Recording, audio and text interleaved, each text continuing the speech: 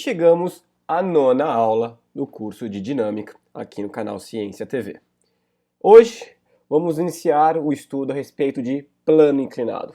Geralmente aquilo que mais atormenta os alunos quando estão lá no primeiro ano do ensino médio, quando está falando de dinâmica, já é o caminho final da dinâmica, estamos chegando nas nossas últimas aulas. E vamos tentar entender o que é esse tal de plano inclinado.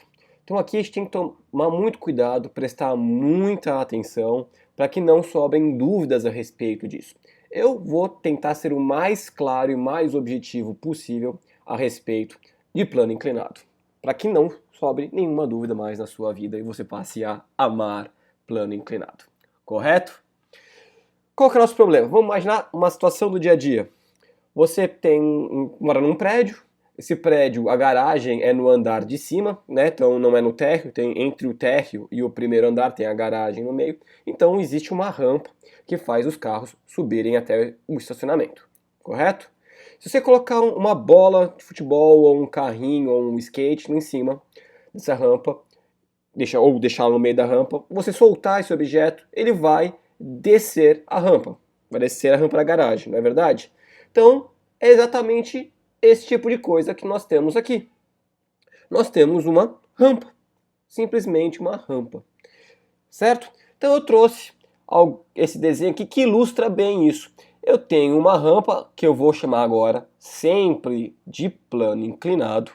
E nesse plano inclinado, então, eu tenho um objeto aqui, tá? Representado por esse quadradinho, nossos eternos bloquinhos aqui, ó. Vou fazer uns tracinhos nele aqui para ilustrar. Olha que bonito que ele fica. Certo? Tem um bloquinho aqui. O que acontece se eu soltar esse bloquinho? E para facilitar um pouco o nosso entendimento, quero focar primeiro no plano inclinado, não vamos considerar o atrito nesse momento. Na próxima aula, aí sim, a gente retoma o conteúdo, o conceito de atrito no plano inclinado. Nesse nós vamos fazer bem simples, para entender o conceito, ok?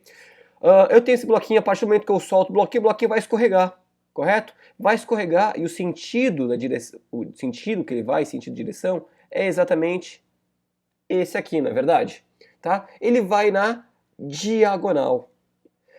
O problema é que isso que envolve um certo ângulo que existe aqui. Eu vou definir este ângulo aqui como, vamos supor aqui, deixa eu pensar um ângulo interessante pra gente, vai ser 60 graus. Tá? Então vamos imaginar que essa rampa aqui, esse plano inclinado, esteja formando um ângulo de 60 graus com a reta horizontal aqui, ó, com o plano horizontal. Tudo bem? Ele vai escorregar para cá, então. E uma coisa é óbvia. Quanto mais inclinado essa rampa, né, esse plano inclinado estiver, 70, 80, com limite de 90 graus Celsius, 90 graus, maior vai ser a aceleração do bloco. Quanto menos inclinado, por exemplo, se eu tivesse assim aqui, ó, a aceleração do bloco vai ser cada vez menor, até ser nula quando chegar a 0 grau. Certo? Então o que nós temos que entender é o que vem a ser essa reta diagonal aqui do nosso plano inclinado. Para poder trabalhar com ângulo, porque a gente vai trabalhar de seno e cosseno agora, né? Então isso é meio complicado, às vezes você não sabe para que serve o seno e o cosseno. Então eu vou fazer o seguinte, vou utilizar o seguinte exemplo. Eu tenho três eixos aqui, né? Três planos cartesianos, representam só o primeiro quadrante dele, e vou desenhar três diagonais distintas. A primeira, eu vou imaginar que seja essa aqui. Deixa eu desenhar aqui, certo? A segunda vai ser esta daqui. Perfeito? E a terceira, vamos imaginar que eu tenha esta reta aqui agora, inclinada. Você pode ver que para cada uma delas eu tenho um ângulo diferente. Esse ângulo aqui, ó, é menor do que este ângulo, que é menor do que este ângulo. Perfeito?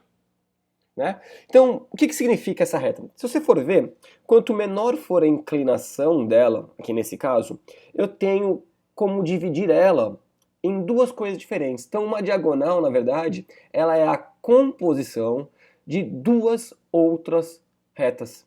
Por exemplo, essa reta diagonal aqui, ela é a composição dessa aqui com esta daqui, certo? Então eu vou fazer aqui assim, ó, isso daqui com isso daqui. Quanto menor for esse ângulo, o valor de x aqui, ó, o tamanho dela no eixo x é muito maior em relação à altura dela, ou seja, em relação ao eixo y aqui, certo? Neste outro exemplo, o que eu tenho? Eu tenho que esta diagonal, ela é a composição deste eixo aqui por este outro eixo que está aqui. E se você for ver, eu deixei propositalmente 3 quadradinhos aqui nesse meu papel milimetrado, certo? 3 para cá, 3 para cima, e eu fiz uma reta diagonal aqui ligando exatamente nesses 3 pontos. O que me garante que eu sei que nesse caso aqui eu tenho 45 graus. Perfeito? E o que acontece nesse último exemplo? Então, ó, voltando. Aqui o eixo x, a componente dela no eixo x era maior do que no y. Aqui eu coloquei de forma que elas fossem iguais. E neste último exemplo, eu trouxe que essa reta diagonal aqui, ela é a composição deste ponto com este ponto. Ou seja, olha o tamanho que nós temos aqui em x e olha o tamanhão que nós temos aqui em y. Certo? Então, é exatamente isso que vai interessar, porque nós estamos trabalhando, na verdade, com vetores, né? A força, ela é uma grandeza vetorial. Ela tem intensidade, tem direção e tem sentido. Então, dependendo do ângulo em que ela estiver, do ângulo que ela fizer com a horizontal ou com a vertical, eu vou ter diferentes composições aqui. E é exatamente isso que vai interessar para a gente. Correto? Bom, vamos começar a aplicar algumas coisinhas aqui que nós já conhecemos. Então, vamos supor que eu queira calcular a aceleração desse bloco. Antes de mais nada, antes de definir massa, essas coisas todas, eu vou mostrar para vocês como que se encontram as forças que nós já conhecemos. Então, primeira delas, a força peso. Lembra da força peso? Então, a força peso é aquela força que vai em direção sempre ao centro da Terra, sempre ao centro do planeta. Então, olha que interessante. Se eu colocar aqui, ó, vou até esticar bastante ela. Tenho aqui a força peso. E vou escrever assim, ó. Peso. Só que essa força peso, ela não está mais formando um ângulo de 90 graus, como nós víamos antigamente. Ela está num plano inclinado. Então eu posso considerar essa força peso e da mesma forma como eu decompus essas retas diagonais, essas diagonais aqui, em x e y, eu posso fazer aqui exatamente a mesma coisa. Eu posso falar que esse peso é imaginariamente, eu vou pegar uma reta aqui, ó, eu posso decompor ela em x, perfeitamente, e também aqui em y. E vou até esticar essa reta aqui de y um pouquinho para cima, para a gente ter algo um pouco mais interessante. Correto? Então, se eu fosse anotar aqui, ó, então eu tenho que este peso é a diagonal desses dois eixos aqui. O eixo y, correto? E o eixo x. Fica claro isso? Como se a gente girasse isso daqui e encaixasse num plano cartesiano. Então, o que eu vou falar aqui? Vou falar que essa componente aqui, ó, essa parte da reta que indica pra gente o peso, eu vou chamar que é o peso no eixo x. Perfeito? E aqui, ó, eu tenho a parte dela responsável pelo peso no eixo y. Da mesma maneira como eu fiz aqui. Lembra lá? Então eu tenho uma reta, que ela tem uma componente, uma parte dela ó, daqui até aqui, este canto aqui é a parte responsável então no eixo x, e daqui até aqui, essa altura toda, né, é o que está ali pra gente no eixo y. Então é exatamente isso que eu fiz aqui. O que interessa pra gente agora é determinar aonde está esse ângulo aqui de 60 graus, correto? E é bem fácil fazer isso. Lembra lá? Se eu te perguntasse assim, qual que é a soma dos ângulos internos de um triângulo? Resposta? Pelo menos na geometria euclidiana, a soma dos ângulos internos de um triângulo é igual a 180 graus, não é verdade? Então, se eu somar este ângulo, mais este ângulo, mais este ângulo aqui, o resultado tem que dar 180, perfeito? Portanto, se eu tenho 60 graus aqui, essas duas retas aqui estão formando claramente para a gente um ângulo de 90 graus, 90 com 160, já tenho 90 com 60, já tenho 150 graus. O que me indica que para completar os 180 graus, aqui só podem ser 30 graus, correto? Perfeito? Se eu sei também que isto tudo aqui forma um ângulo de 90 graus, e daqui são 30 graus, quantos graus existem aqui? O que falta para completar os 90? 90 menos os 30 só podem ser os 60. Então eu vou apagar tudo isso que eu escrevi aqui, porque eu sei agora que o meu ângulo de 60 está exatamente aqui. Correto? Certinho? Muito simples, né? Então, se você perceber, nós temos triângulos aqui. Temos triângulos. O que eu vou fazer para a gente, então, para facilitar a visualização desses triângulos, vou trazer ele para um plano cartesiano, certo? Então eu vou pegar aqui, vou desenhar aqui grande, vou desenhar o eixo Y, o eixo X, vou determinar aqui, bonitinho, que esse cara aqui é o nosso eixo Y, vou determinar que esse cara aqui é o nosso eixo X, vou pegar a reta que me interessa, que é esta aqui, que está formando o ângulo, perfeitamente, vou colocar ela desenhadinha aqui, e ela está formando um ângulo de 60 graus com o eixo Y. Então vamos desenhar aqui assim. Certo? Quem é esta reta aqui? Vamos nomear. É o próprio peso, olha lá, que tem a componente dela em Y, então eu vou desenhar aqui, mais uma vez, a componente dela no eixo Y, tenho também a componente dela no eixo X, perfeitamente, ó, peso no eixo Y, peso no eixo X, peso no eixo Y, peso no eixo X, e sei também que o ângulo que está sendo formado de 60 graus é entre a reta e o peso de Y, portanto, o nosso ângulo se encontra aqui, ó, 60 graus. Perfeito?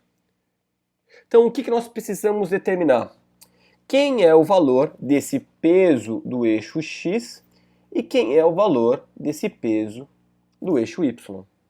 Simples, não? Se você for ver, obviamente, nós temos um triângulo aqui, temos esse lado, que é paralelo a esse daqui, portanto aqui é o peso de Y, temos este outro lado aqui de baixo, né? Então esse aqui é um cateto, esse aqui é o outro cateto do meu triângulo, que é o peso de X, e temos que o peso aqui é a hipotenusa deste triângulo, certo? Eu sempre vou partir do princípio que eu tenho o valor do peso, porque me é dada a massa do bloco. E vamos imaginar aqui, já adiantando, que a massa desse bloco sejam 10 quilos. Tudo bem? Então eu sei que se a massa dele são 10 quilos, o meu peso aqui, esse valor, vai ser de 100 newtons. E eu preciso determinar, então, o valor de peso de Y e o valor de peso de X. Correto? Se você for fazer seno e cosseno, lembrando, quem é o seno? É o cateto oposto dividido pela hipotenusa. Ou seja, o seno de um ângulo indica pra gente quantas vezes o cateto oposto ao ângulo é maior do que a hipotenusa. E o cosseno de um ângulo indica pra gente quantas vezes o cateto adjacente é maior que a hipotenusa. Perfeito? Então, eu vou ensinar aqui, mostrar para vocês uma forma um pouco mais prática de fazer isso. Então, a gente sabe que o conceito matemático é esse, envolve seno e cosseno, cateto oposto dividido pela hipotenusa e cateto adjacente dividido pela hipotenusa, e são exatamente esses caras que nós vamos calcular aqui. Qual que é a visualização um pouco mais prática disso daqui. Vamos imaginar que eu tenho duas paredes aqui, tá? Então você está olhando a sua casa, seu quarto, por exemplo, de cima, tá? Então você tem uma parede aqui, e no canto dessas paredes existe uma porta. Essa porta, ela pode tanto abrir como fechar. Então ela pode encostar numa parede ou encostar na outra. Não é exatamente isso que acontece? Então isso aqui pode vir para cá ou pode vir para cá. Perfeitamente? Então vamos ver o que acontece aqui. Qual que é a ideia? Então, nessa minha porta, eu tenho esta mola. Imagina que é aí a dobradiça, tá? Que é o nosso ângulo. Se eu pegar esta porta, então agora que você tem que prestar atenção. Se eu pegar essa porta e tentar fazer com que ela encoste no eixo Y, então eu vou empurrar ela para cá, este ângulo vai fechando, não é isso? Tá? Então vai fechando, fechando, fechando, até a hora em que esta porta encosta nessa parede. Do contrário, se eu quisesse fazer com que essa porta viesse para cá até encostar no eixo X, perdão. O que aconteceria então com esse meu ângulo? Esse meu ângulo ia abrindo cada vez mais. Então, a gente pode pensar de maneira simples assim, ó. Se o meu ângulo, tá? Se o meu ângulo ele abre, o que eu vou utilizar? Eu vou utilizar o tal do seno. Agora, do contrário, se o meu ângulo, quando eu vou determinar um lado ou outro, ele vai fechar, então se o ângulo fecha, eu vou utilizar o cosseno desse ângulo, certo? Então vamos determinar esses caras? Se eu quisesse aqui, por um acaso, determinar qual que é o valor do peso de x, certo? Peso de x, portanto, vai ser a multiplicação do seno ou cosseno do ângulo, que a gente vai determinar agora, pelo valor do próprio peso, tá? Então vai ser o peso vezes seno ou cosseno. Então vamos lá, meu ângulo está exatamente aqui, correto? Se eu quero determinar o valor de peso de x, eu pego essa porta, eu abro ela, quer dizer, eu puxo ela para cá, e esse meu ângulo vai abrindo. Portanto, se abre, eu vou utilizar o seno do ângulo, certo? Nesse meu caso, qual que é o ângulo? 60 graus. Certo? Olha que fácil que ficou. Portanto, se eu quiser determinar peso de x, eu vou ter quem é o peso. Se eu determinei que a massa dele vale 10 quilos, o peso vale 100 newtons.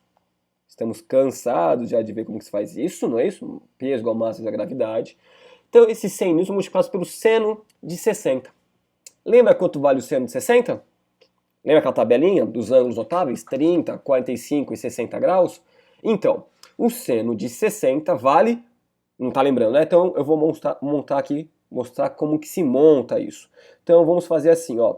Vamos trabalhar com os ângulos notáveis. 30 graus, 45 graus e 60 graus. Vou calcular o seno e o cosseno. Então, como que a gente fazia? É assim, 1, 2, 3, todo mundo dividido por 2, e eu posso tirar raiz quadrada, eu tenho que tirar raiz quadrada de todo mundo da parte de cima dessa minha fração. Ou seja, raiz quadrada de 1 é 1 mesmo, então eu não preciso nem indicar. Então, raiz quadrada de 2 não existe, é um número irracional, então eu vou deixar como raiz de 2, raiz de 3, exatamente a mesma coisa. Então, seno de 30 graus, 1 sobre 2. Seno de 45 graus, raiz de 2 sobre 2. E seno de 60 graus, raiz de 3 sobre 2. Perfeito? E o cosseno? Cosseno é só você pegar isso daqui e virar de ponta cabeça. Ó, raiz de 3 sobre 2, raiz de 2 sobre 2, 1 sobre 2. Perfeito? Tranquilo isso, né?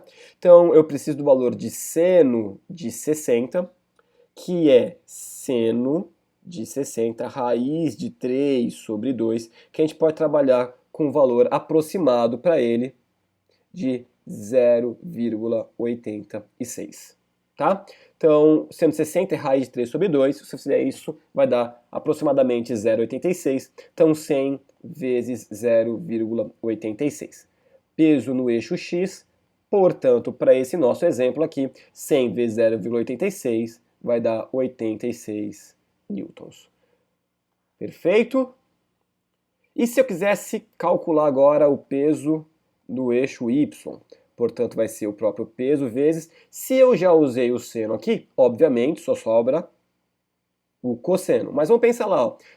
Quando veio para baixo, encostou no x, o ângulo abriu, portanto era o seno.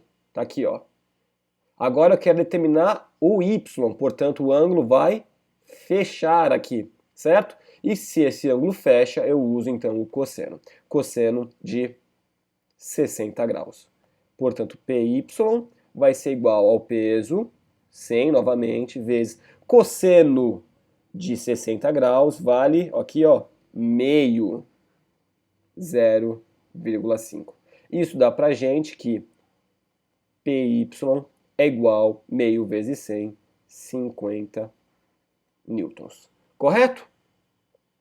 Então essa aqui é uma forma de calcular o valor das componentes horizontal e vertical quando nós temos um plano inclinado.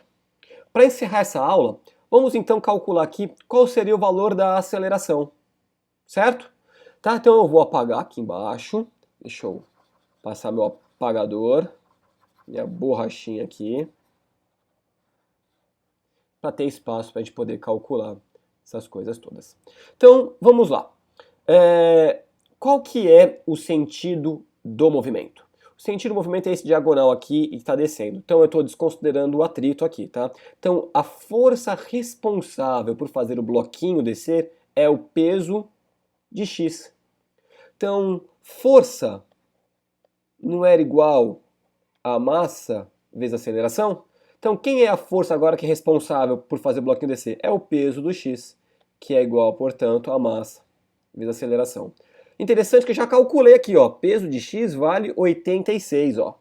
86, portanto, vai ser igual a quem?